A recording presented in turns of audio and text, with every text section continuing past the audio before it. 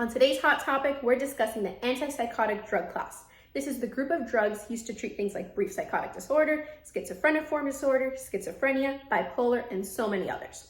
There are two major subclasses of antipsychotics: the first generation typical antipsychotics and the second generation atypical antipsychotics.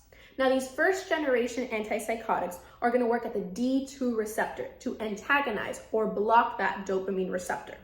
These drugs include things like haloperidol and the Zines, fluphenazine, chlorpromazine, and other things of that nature.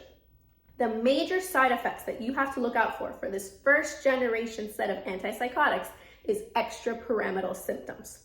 These are caused by the nigrostriatal pathway having very low dopamine levels. In this class of symptoms, we have things like dystonias, which are painful, sustained muscle contractions, akathisia, which is intense restlessness, Parkinsonism, which includes things like tremors, and tardive dyskinesia, which is uncontrolled muscle movements of the mouth. Next, we have the second generation or atypical antipsychotics. These work at that D2 receptor, but also the D4 receptor and the serotonin 2 receptor. At these three receptors, atypical antipsychotics are going to block their effects.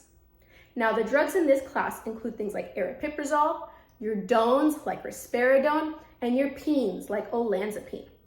Because the mechanisms of action are a little more diverse, so are the possible adverse effects. So let's start with A. Aripiprazole can cause akathisia, that intense restlessness, and we're going to remember A and A.